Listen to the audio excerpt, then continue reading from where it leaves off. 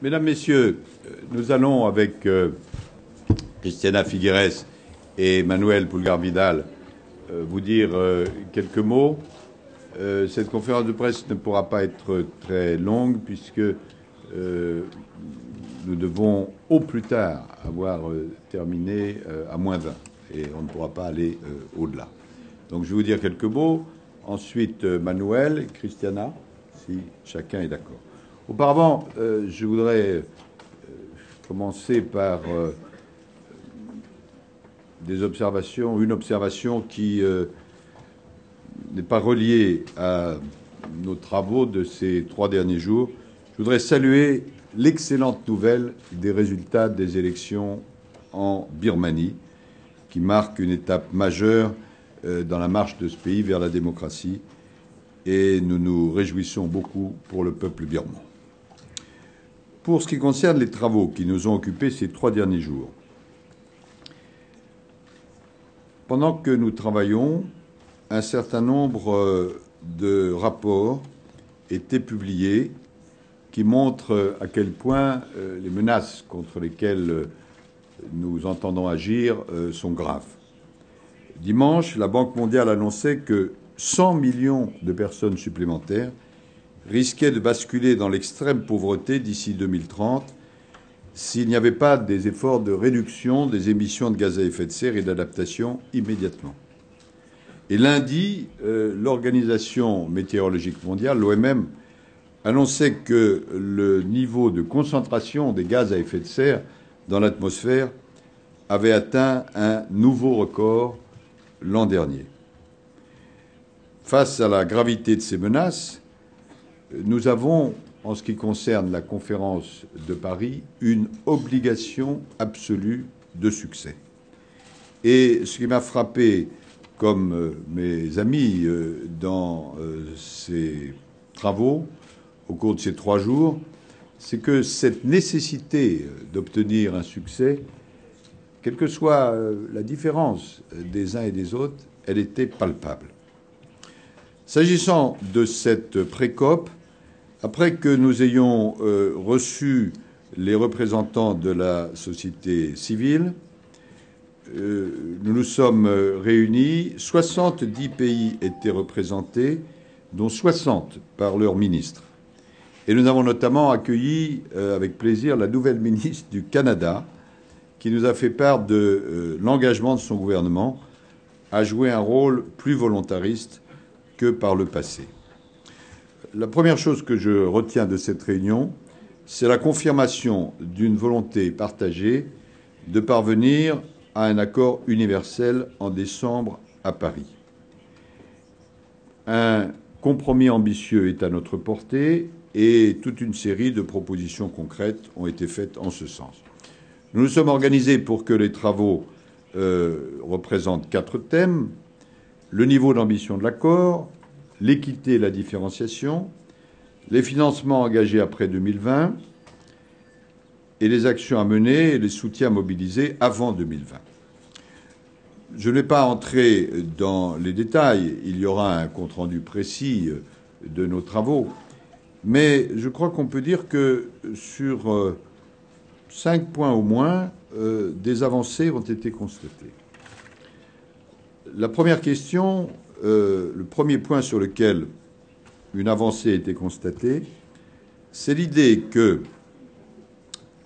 bilan devrait être réalisé tous les 5 ans s'agissant de la réduction des émissions de gaz à effet de serre, de l'adaptation et des finances, bilan permettant de formuler des propositions nationales à la hausse. C'était une idée qui, je dirais, non seulement était dans l'air, mais se trouvait dans un certain nombre de textes, et en particulier dans la déclaration conjointe entre la Chine et la France. Et je crois qu'aujourd'hui, cette idée a suffisamment fait son chemin pour qu'elle soit acceptée par tous. C'est évidemment très important, parce que c'est ça qui va permettre de combler le fossé entre les 2 degrés, voire 1,5 degré qui sont notre objectif, et puis le constat actuel résultant des contributions qui est davantage autour de 3 degrés.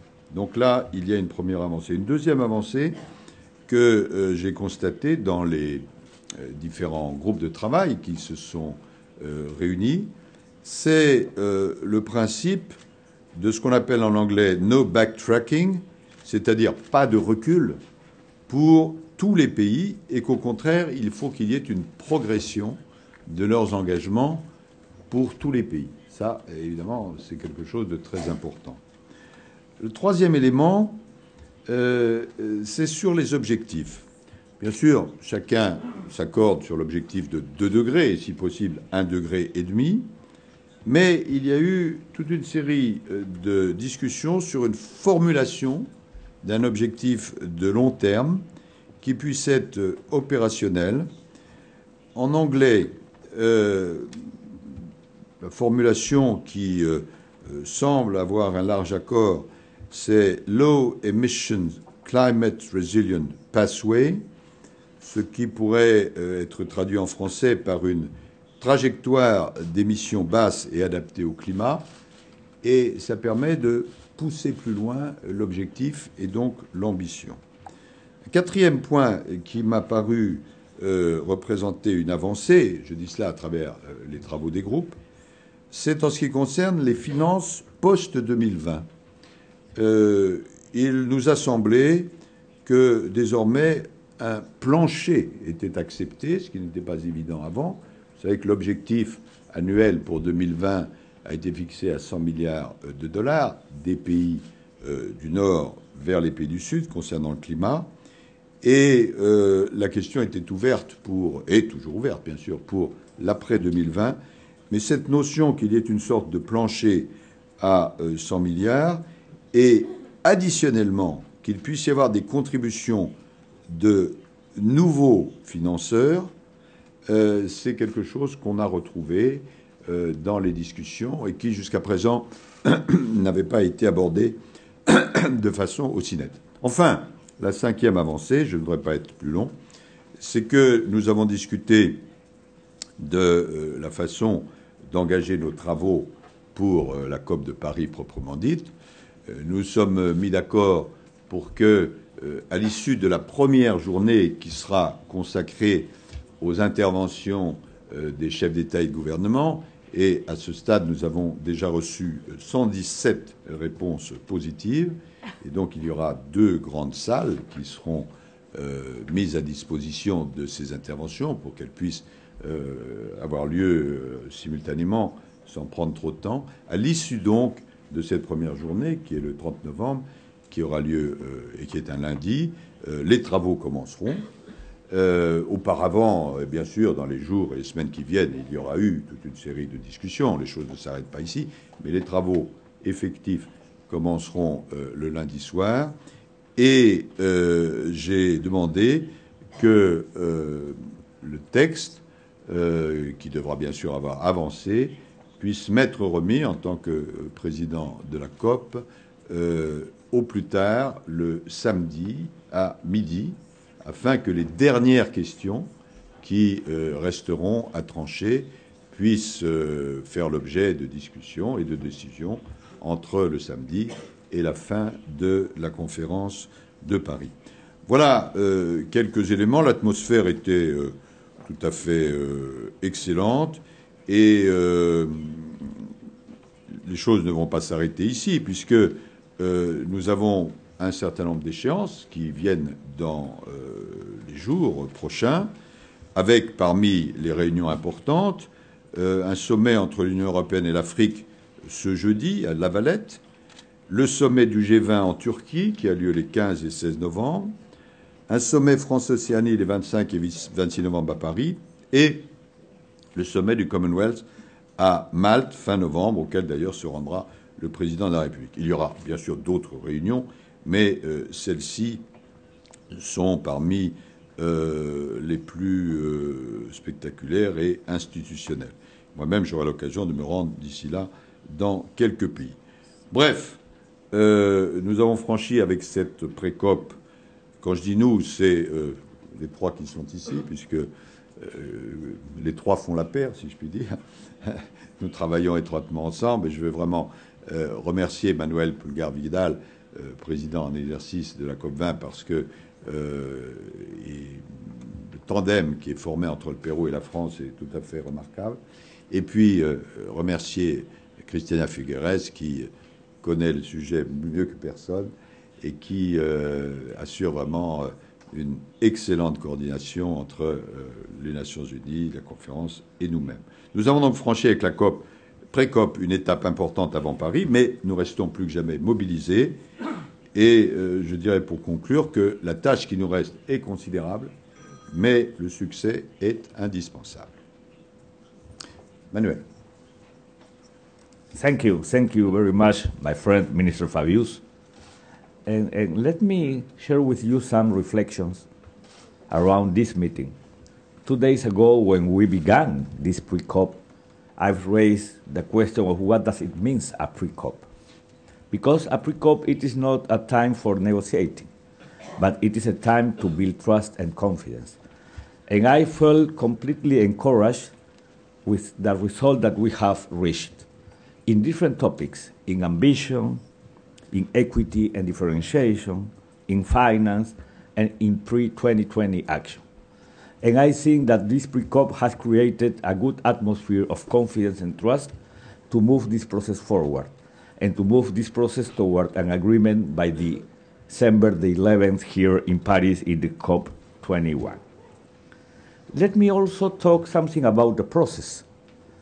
We have already taken 5 years in these discussions since the COP16 in Cancun, and 4 years under the umbrella of the Durban platform. So we have already taken enough time. So now we are in a time of decisions, and I'm completely sure that we will reach our objective, and that this good atmosphere that we have created here with the pre-COP is going to drive us toward that success. My third reflection is around the different moments that we're going to have from here until December the 11th. The first one, it is the pre-sessional meetings in the week of the 23rd, so very soon. In the pre-sessional meetings, it is the time in which the different groups, the different blocs, are used to being together to discuss their position. And also, it is a new time to build more confidence and more trust. After that, in November the 30th, as Minister Fabius has just raised, here in Paris, we are going to have more than 110 heads of state of government. And I think that that is going to be a good opportunity to give this last impulse of political will and political support, that it is important. And also, I'm completely sure that the French presidency, France, is going to take advantage that probably many ministers are going to be here together with their president. So it's going to be a different COP, a COP in which the high-level segment is going to be in the beginning. And I'm completely sure that that is going to work. After that, it is the time of negotiation. And by the end, the last days, again, the high-level ministerial segment in which I'm completely sure that the end of that is going to be the celebration of an agreement.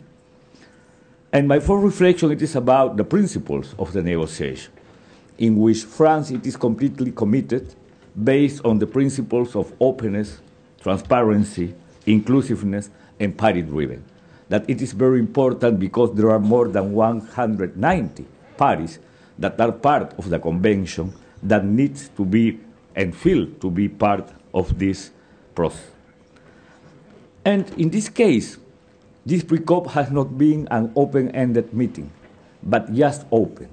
The end is going to be December the 11th. So that is why the French presidency has encouraged the parties to make, during these days, consultations bilaterally or by groups as a way to bring solutions to the table. Let me finish reconfirming our commitment as Peruvian, the Peruvian team, the Peruvian government, to the presidency of France, to this process, and all our support to France, because when France decided to organize the COP, they have taken the responsibility to move the world toward the consensus and toward an agreement. Thank you very much. Thank you, Manuel. Christiana Figueres.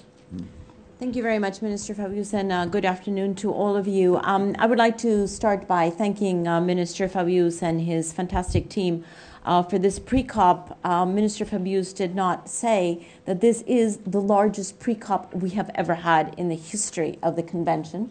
Quite a task, and I would say it is by far one of the most productive pre-COPs because of the way in which it was organized. When you have more than 50, 60, 70 ministers in a room, it's very difficult to have a conversation unless you structure smaller conversations so that they can actually talk and listen to each other. And that is exactly what the French team did.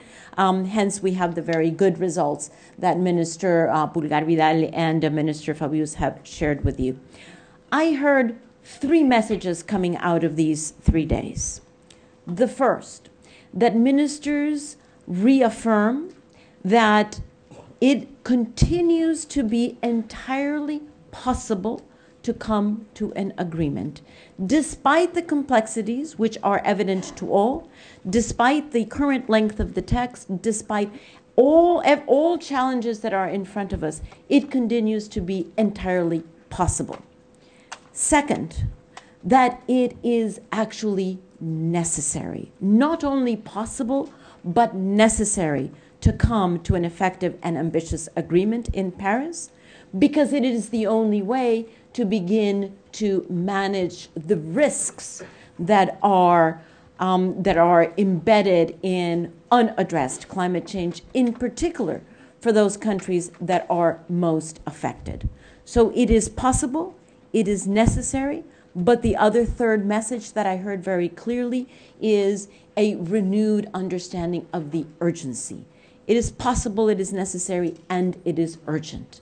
And let me say a word about the urgency, because I am the first one to witness to you that this does not move quickly. Let us understand what urgency means.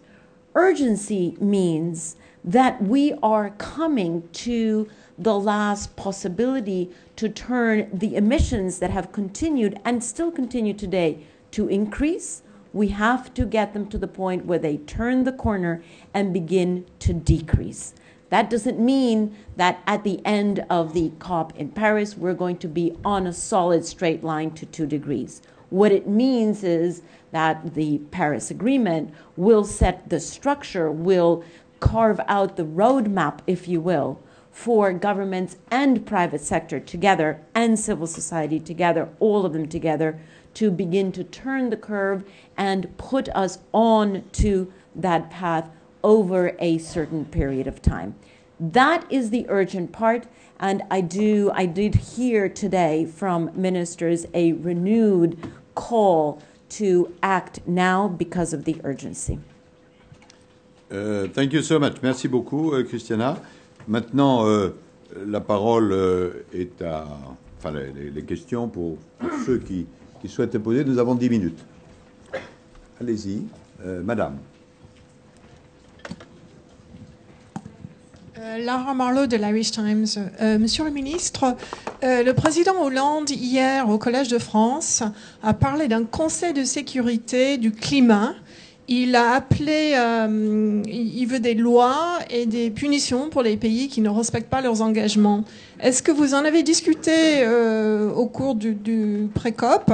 Et sinon, de l'après-COP, est-ce que c'est une idée qui pourrait... enfin, on a l'impression que beaucoup de pays n'accepteraient pas une telle chose. Quelle est votre position là-dessus? Merci. Merci de votre question. La France soutient bien sûr le renforcement de la gouvernance mondiale sur l'environnement. Et il y a toute une série d'idées qui sont émises. Mais ce n'est pas, je vous le confirme, pour ce qui concerne cette COP, un sujet dans l'immédiat.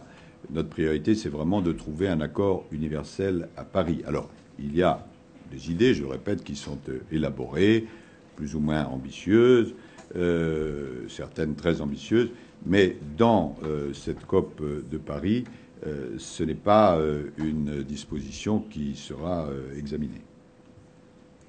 Madame ?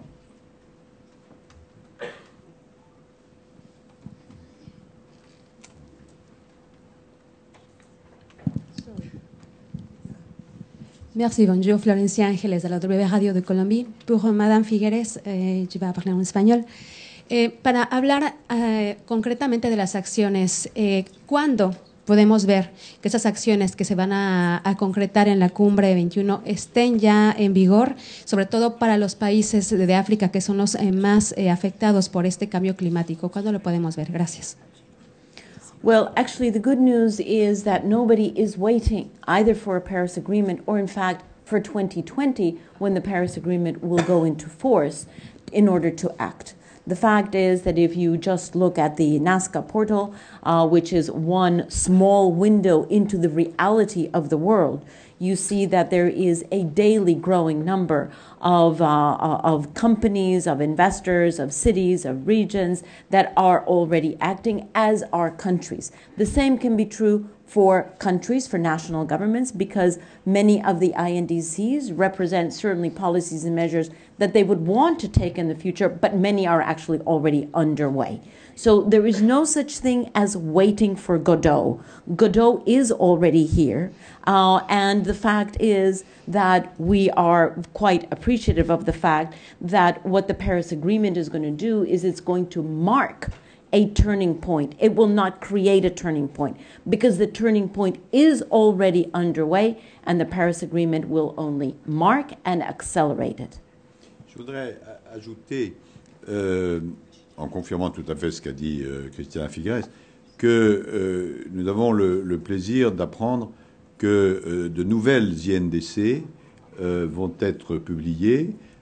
À la fin de cette conférence de presse, notre collègue et ami Khaled Fahmy de l'Égypte, qui est là, viendra nous succéder à cette tribune et vous présentera l'INDC de l'Égypte.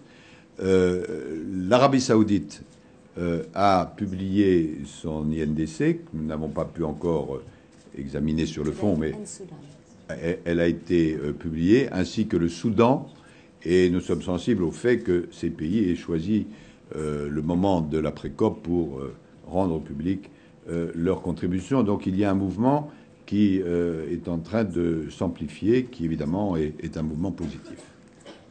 Madame. C'est encore pour l'Arabie saoudite, parce que je trouve que c'est important d'un pays pétrolier comme l'Arabie saoudite qui a présenté la contribution. Je voudrais avoir une valoration de votre part de cette contribution. Je ne l'ai pas encore vue, donc je ne peux pas la commenter. Je sais, et les Saoudiens nous l'avaient annoncé avant-hier, puisque le ministre du pétrole était présent, et j'avais eu l'occasion de m'entretenir avec lui. Il nous avait dit qu'il rendrait public leur contribution pendant l'après-COP, mais je n'ai pas vu matériellement, donc je ne peux pas, bien évidemment, l'analyser. Mais enfin, vous aurez l'occasion de l'analyser. Monsieur.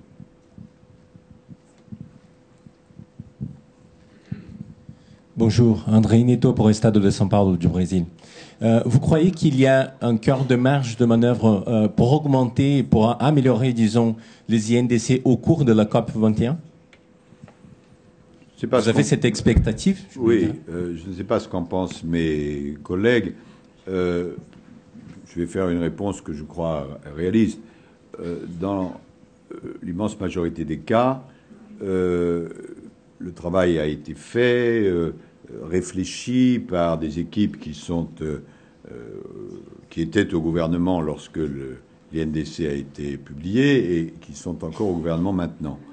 Donc, honnêtement, j'ai peu à l'esprit que ces changements pourraient intervenir tout de suite. En revanche, ce qui a été clair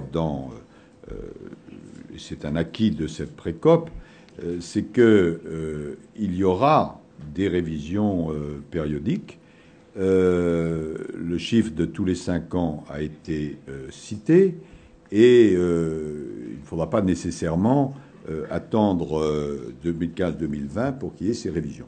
Il peut y avoir, je n'ai pas de lumière particulière là-dessus, tel pays dont le gouvernement a changé, qui estimerait nécessaire de revoir son INDC. Mais je n'ai pas d'informations là-dessus. La ministre du Canada qui s'est exprimée a dit que vraiment le souhait du Premier ministre nouveau, M. Trudeau, est d'être beaucoup plus actif sur ces sujets que ne l'était l'ancien gouvernement. Comment se traduira, je ne le sais pas encore. Je crois que le Premier ministre Trudeau, d'après ce que j'ai compris, va réunir l'ensemble des provinces et de leurs premiers ministres pour voir quels sont les engagements qu'il pourrait prendre. Je sais que le Premier ministre Trudeau viendra à Paris, et accompagné d'ailleurs de plusieurs premiers ministres des provinces du Canada. C'est l'exemple qui me vient à l'esprit, mais cet exemple est assez spécifique. Madame.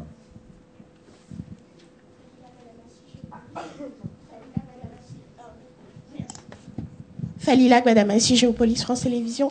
Vous avez eu hier soir un dîner de travail avec les pays africains. Vous avez certainement parlé de justice climatique et de responsabilité commune et différenciée. Qu'est-ce que les pays africains sont très inflexibles sur ces questions. Quelle a été la teneur de vos échanges et à quel compromis êtes-vous parvenu, même si les négociations n'ont pas commencé? Oui, nous avions invité à dîner les représentants des pays africains. C'était extrêmement intéressant. Et nous avions par ailleurs au téléphone le président de la Banque africaine de développement, M. Adesina. Et bon, la conversation, c'était informel, hein, c'était un dîner à porter sur différents sujets, mais en particulier sur la question des financements.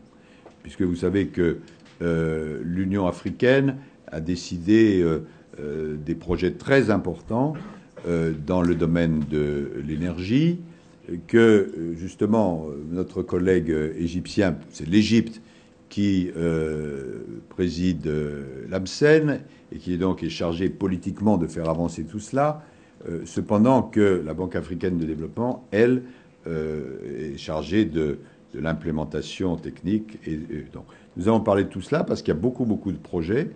Et je ne vais pas anticiper sur ce qui sera annoncé par les autorités compétentes, mais dès le début de la COP 21, je suis sûr qu'il y aura des initiatives prises par les autorités africaines pour montrer concrètement les décisions qui sont prises dans ce domaine. On va prendre encore deux intervenants, messieurs. Merci. Marlo Wood, l'AFP. Parmi les rapports scientifiques dont vous avez fait allusion au début, il y a plusieurs qui montrent que même si on respecte le seuil de 2 degrés, il va avoir des conséquences très importantes. Est-ce que vous pensez qu'il y a vraiment une chance que le seuil de 1,5 soit pris? Et est-ce que vous, pas en tant que futur président du COP, mais personnellement, êtes prêt à soutenir un tel objectif? Alors, mes collègues et amis s'exprimeront. Vous savez que le principe de l'accord de Paris, c'est qu'il faut qu'il y ait un consensus. Bon. Donc, mes idées personnelles peuvent être intéressantes, mais elles ne peuvent prévaloir que s'il y a un consensus. Et en plus, la présidence doit faire très attention à rester très objective, ambitieuse bien sûr, mais très objective. Je crois que dans les travaux auxquels nous participons, ce qui est en général retenu, c'est 2 degrés comme objectif, et dès lors que c'est possible, comme objectif complémentaire, 1,5 degré. Ce que vous avez dit est tout à fait juste, et en particulier les représentants des petites îles, mais pas seulement eux, nous disent souvent, nous, bien sûr, nous sommes partisans des 2 degrés, mais même si c'est 2 degrés, nous, ça a des conséquences extrêmement lourdes pour nous. Donc, tout l'objectif, c'est, je vais faire un geste, de passer déjà avec les INDC, on a évité, semble-t-il, d'aller vers les 4 degrés, 5 degrés, 6 degrés. On est donc, semble-t-il, vers les 3 degrés. Il faut descendre vers les 2 degrés. Et puis, l'optimal serait de pouvoir aller jusqu'au 1,5 degré. Et c'est une des raisons pour lesquelles il est très important de fixer une ambition à long terme. C'est une des raisons pour lesquelles il est très important de commencer avant 2020. Donc, toute l'action pré-2020 est importante. Et c'est aussi la raison pour laquelle il faut pas seulement que les gouvernements agissent, mais que, selon la proposition que nous avons faite, Manuel et moi-même, qui maintenant est j'allais dire, du droit positif, c'est-à-dire Lima Paris Action Agenda, ce ne soit pas simplement les gouvernements qui agissent, mais aussi la société civile, c'est-à-dire les communes, les régions, les entreprises et les différentes organisations. Et vous allez voir, puisque Manuel et moi-même nous occupons particulièrement de cela, tout au long de la COP, que parallèlement à la négociation qui aura lieu et qui est nécessaire d'un texte, il va y avoir toute une série d'initiatives extrêmement fortes qui montrent que la société civile mondiale est en marche. Il y a déjà inscrit sur la plateforme Nazca plus de 6000 initiatives. Et ce sera échelonné tous les jours, mais en particulier dans la journée du 5 décembre, vous verrez des engagements extrêmement spectaculaires. Donc tout ceci avec comme objectif premier, je dirais, les 2 degrés, parce que ça fixe une limite qui est facile à mémoriser, mais si possible d'aller au-delà dans le temps et si possible encore en deçà dans l'objectif chiffré. Monsieur Frédéric Castel, BBC World Service. Est-ce qu'en marge de la COP, vous avez abordé le projet du Parlement panafricain d'électrification de l'Afrique, porté aussi par M. Borloo? Alors, il y a le principe, si vous voulez, c'est que c'est aux Africains eux-mêmes à prendre les décisions qui les concernent. Il y a eu toute une série de réflexions autour du thème de l'énergie, de l'électricité en Afrique. Il y a des autorités qui ont été chargées de cela. Je disais l'Égypte en tant qu'autorité politique, la Banque africaine de développement, et tout cela converge avec un certain nombre d'idées très utiles. Vous avez cité les idées de M. Borloo, qui est très engagé dans ce domaine. Et notre souci, en tant que France, c'est de faire converger tout cela, et la France sera évidemment en appui des projets concrets que décideront les Africains. Mais c'est aux Africains à prendre les décisions. On va devoir quitter. Khaled, où est-ce qu'il est, Khaled? Il va prendre la suite, et on aura bien sûr l'occasion de se voir de nombreuses fois dans le déroulement de la COP proprement dit. Merci beaucoup. Merci. Khaled.